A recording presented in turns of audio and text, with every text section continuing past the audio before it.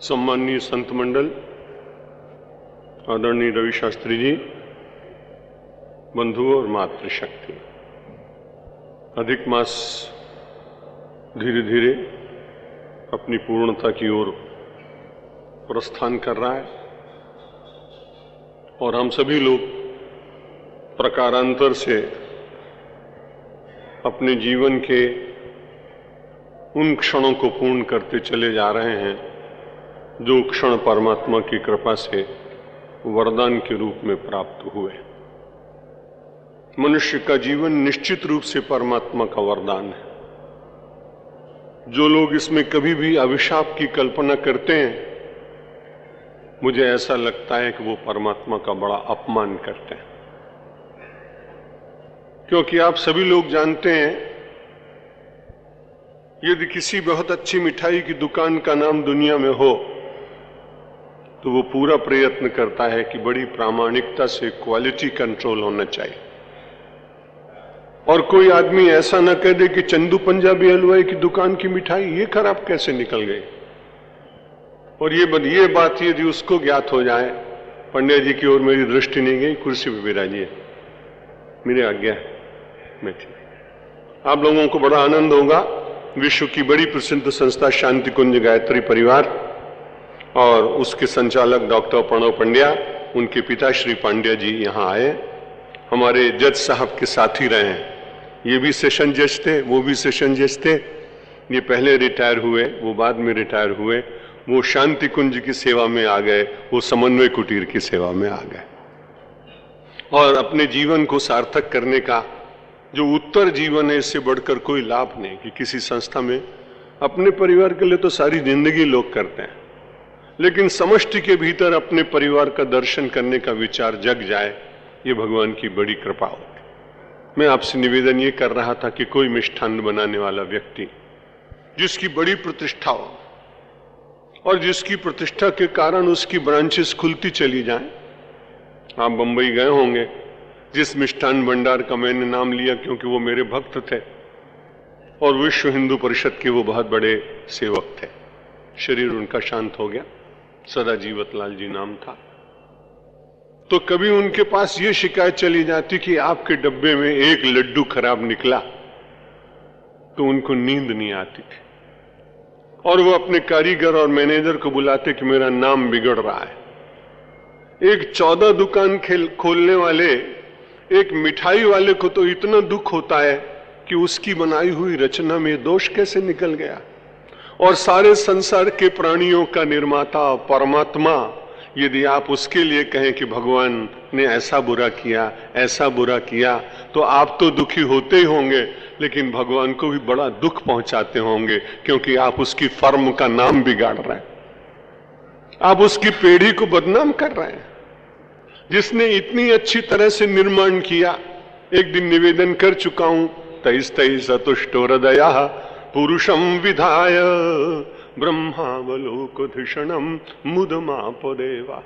सारे संसार की कृतियों का वो कर्ता बनाने के बाद जब थक गया तो उसने मानव का निर्माण बड़े विचार पूर्वक किया है।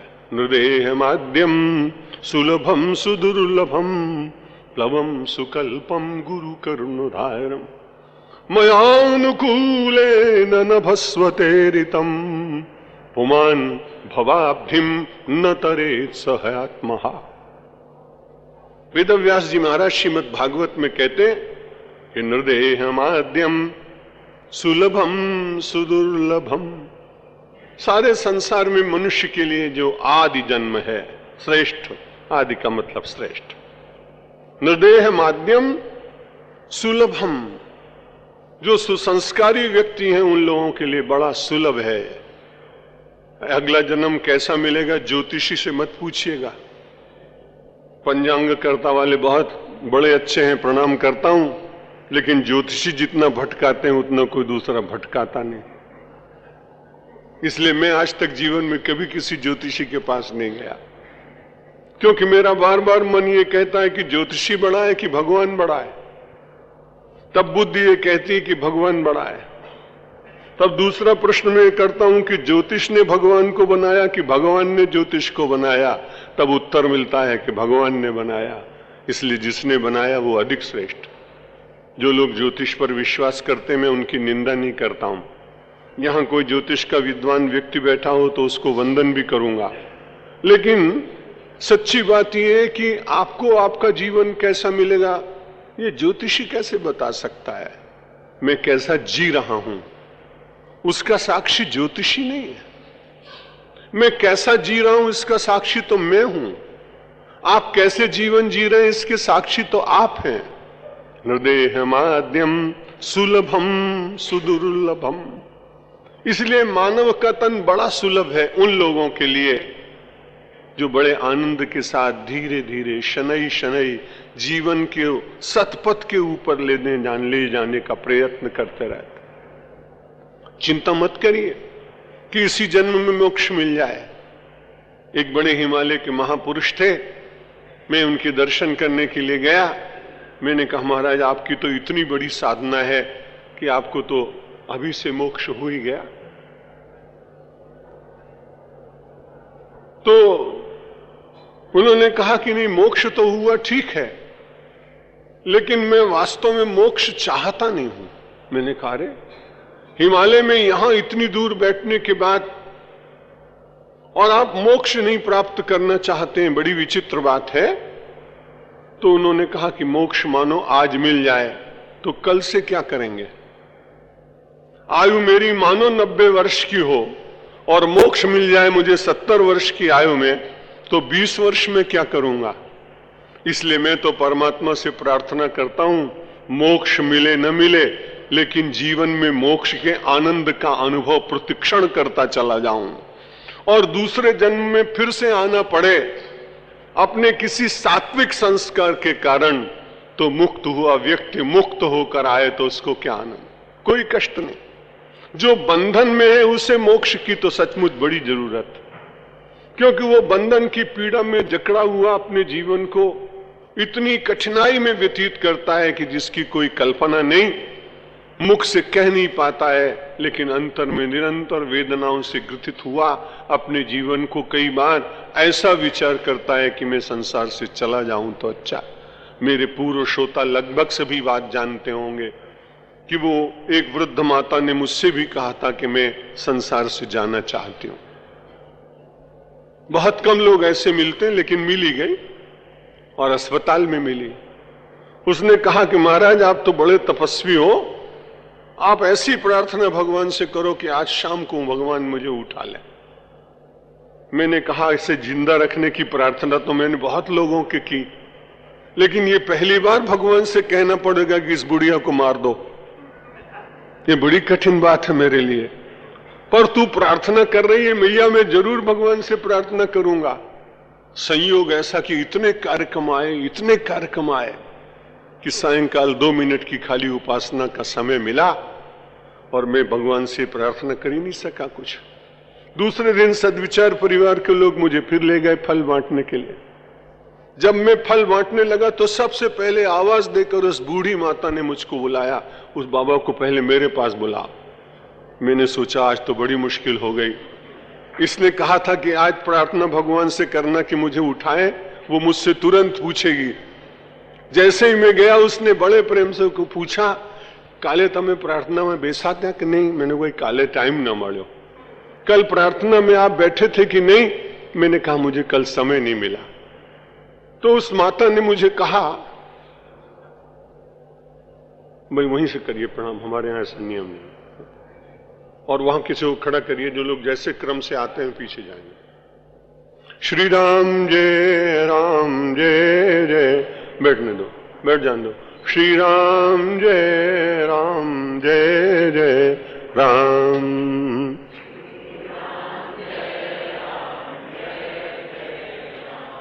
श्री राम जय जय राम।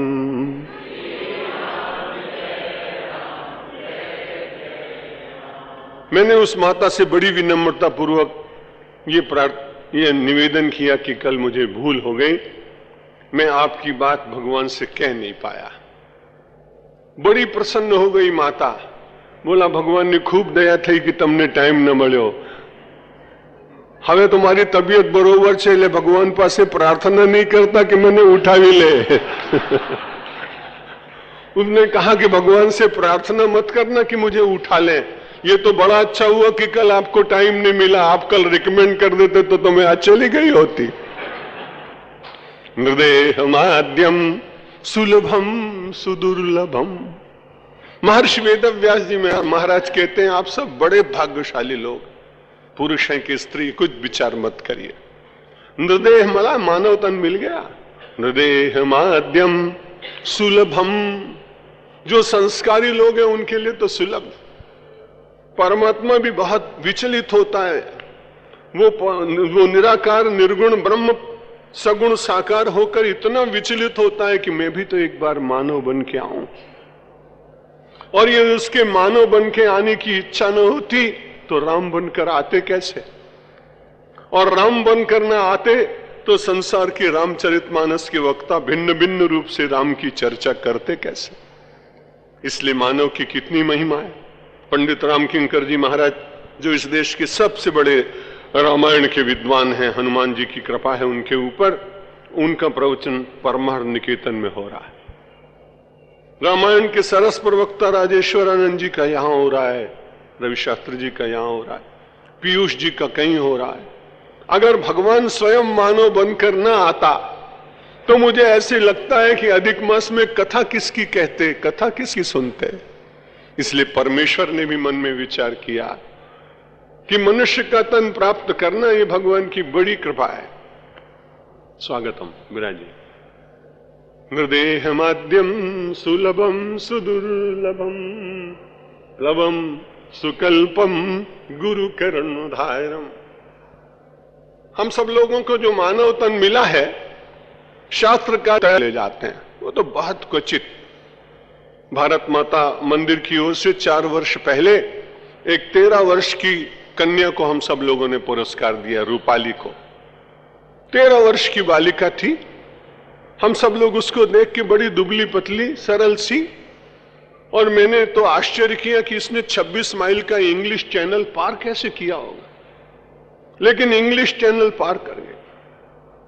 और उस समय उसके साथ में कई लोग, सारी दुनिया के लड़कियां लड़के तैर रहे थे, और लगता नहीं था कि वो पार जाएगी। लेकिन उसके पिता बड़े स्वदेश के भक्त थे, अपने राष्ट्र भक्त थे। बार बार लोग कहते कि तुमको शार्क मछली खा जाएगी, धीमे धीमे करो। और जो उसका उत्साह तोड़ने वाले लोग थे वो सब इंग्लिश लोग थे, यूरोपियन लोग थे। उनको लगा कि भारत का नाम नहीं होना चाहिए, भारत से बहुत लोग अंतर में द्वेष करते हैं अभी भी। और वो चाहते थे कि लड़की किसी तरह से आगे न जा पाए। तब उसके माता पिता जो साथ के मोटर बोट में चल रहे थे, उन्होंने कहा चिंता नहीं, तुझे शार्क खा जाए तो खा जाए, पर हिंदुस्तान का नाम नहीं। के कारण 4 सेकंड पहले वो प्रथम सारे संसार में रही। तो यहां रूपाली बहन आई, छोटी सी बालिका, हम लोगों ने उसे समन्वय पुरस्कार दिया, बड़ा अच्छा लगा। लेकिन हम लोग तो नहीं तैर सकते ना। उदाहरण इसलिए दिया कि कोई कोई कभी कभी, लेकिन वो भी भवसागर को तो पार नहीं कर सकती थी ना, वो तो इंग्लिश चैनल को पार कर सकती थी। तो हृदय माध्यम सुलभम सुदुर्लभम प्लवम सुकल्पम गुरु करुणाधारम। परमात्मा ने हम सब लोगों को मानव का तन नहीं दिया है, प्लवम नौका दी है, नौका। और नौका भी कैसी बढ़िया। दुनिया की जितनी नौकाएं हैं, कहीं भी चले जाइए, यदि उसमें छिद्र हो तो उसको पास नहीं किया जाएगा। उस नौका को बनाने वाले चाहे कितनी अच्छी नौका बनाए, लेकिन जब उसका कुशल कारीगर है तो सबसे पहले यही देखेगा कि इस नौका के भीतर से जल तो नहीं जाता है, इसमें कोई छिद्र तो नहीं रह गया। लेकिन वारे मेरे परमात्मा, तूने मानव तन की नौका बनाई और 9 छिद्र, और इसमें 9 छिद्र रखे। प्लवम सुकल्पम, कितनी बुद्धिमानी से इसकी कल्पना की है, इसको बनाया है। प्लवम सुकल्पम गुरु करुणाधारम, मानव तन रूपी नौका को पार ले जाना हो तो एक नाविक रखना, खेवैया रखना, केवट रखना, तारनहार रखना, पतवार चलाने वाला रखना, और उसी को हम सब लोग अपनी आध्यात्मिक भाषा में गुरु कहते हैं। नृदेहमाद्यम सुलभम सुदुर्लभम प्लवम सुकल्पम गुरु कर्णधारम। मानव तन की नैया मिल गई और भावसागर को पार करना है।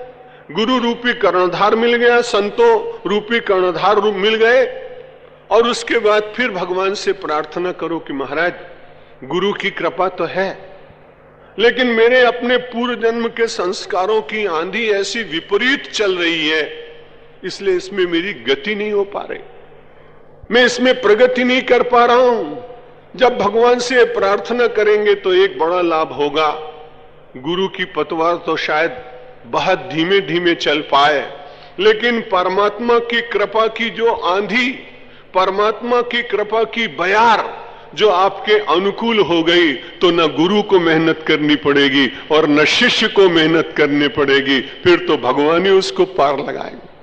प्लवम सुकल्पम गुरु कर्णधारम मयानुकूलेन नभस्वते ऋतम। वो परमात्मा अनुकूल हो जाए और उसके द्वारा वो सुंदर अनुकूलता का पवन उसे जीव अनुभव करने लगे, तो मनुष्य के जीवन का कल्याण हो जाता है, वो तर जाता है, वो पार हो जाता है। लेकिन दूसरी बात बड़ी कठिन कही गई है, क्षमा करिएगा और विचार कर लीजिएगा कि ऐसा मानव तन प्राप्त होने के बाद न तरेत, जो व्यक्ति भवसागर से पार होने का प्रयत्न नहीं करता, उसके लिए शास्त्रकारों ने, महर्षि वेदव्यास जी ने कहा स आत्महा, वो आत्महत्यारा है। अभी आप श्रवण करेंगे माननीय स्वामी राजेश्वरानंद जी महाराज से उनके प्रसंग में, लेकिन गोस्वामी तुलसीदास जी में मानो ने यही बात कही कि जो न तरे भवसागर नर समाज यस पाई, सोकृत निंदक मंदमति किया तम हन गति जाए। न तरेत स आत्मा, जो महर्षि वेदव्यास जी ने कहा वही गोस्वामी तुलसीदास जी महाराज ने कहा। इसलिए मैं निवेदन कर रहा था, अपने मन को, अपने प्राणों को, अपने चित्त को, अपनी बात को, अपनी कथा को भगवान के साथ निरंतर जोड़ते रहिए। मत चित्ता मदगत प्राणा बोधयंत परस्परम कथयंत माम नित्यम तुष्यंति च रमन्ति च। कोई आदमी कहता है, खिलाड़ी है, बहुत अच्छा खिलाड़ी, शतरंज का खिलाड़ी, मैंने एक खिलाड़ी को देखा, उसे भोजन का याद स्मरण नहीं रहा, उसे जल पीने की स्मृति नहीं रही, परिवार में कोई आए तो उसका पता नहीं लगा, उसकी बाजी जब तक खत्म नहीं हुई उठा ही नहीं। मैंने उस आदमी से पूछा, तुम्हारा तो देहाध्यास टूट गया, तुम शतरंज का खेल क्या खेले, तुमने तो अपने देह का भान ही बुला दिया। उसने कहा, महाराज शतरंज का खिलाड़ी ही जानता है कि शतरंज में जब आदमी का मन रम जाता है तो दुनिया दिखाई नहीं पड़ती। अगर शतरंज के खेल का खिलाड़ी इतना रम जाता है तो मेरे भाई बहन, आप भी भगवान के नाम में इतने रम जाओ, रहो दुनिया में पर दुनिया दिखाई न पड़े, ऐसी शक्ति परमात्मा आपको देगा। बाजार में जाओ पर बाजार की चीजें हो। फकीर कभी कभी जाता था, लोग उसे देखते थे तो लगता था बार बार आता है तो कुछ खरीद के दे दे, शायद इसलिए आता होगा पैसे नहीं होंगे। तो उसने कहा, तो मेरे लिए कुछ मत करो, मैं तो यूं ही घूमने निकल पड़ा हूं, बाजार से गुजरा हूं, खरीदार नहीं हूं, दुनिया में मैं रहता हूं, तलबगार नहीं हूं। परमात्मा करे आपकी ये तलबगारी कम होती चली जाए और राम रस में आप डूबे। श्री राम जय राम, जय जय राम।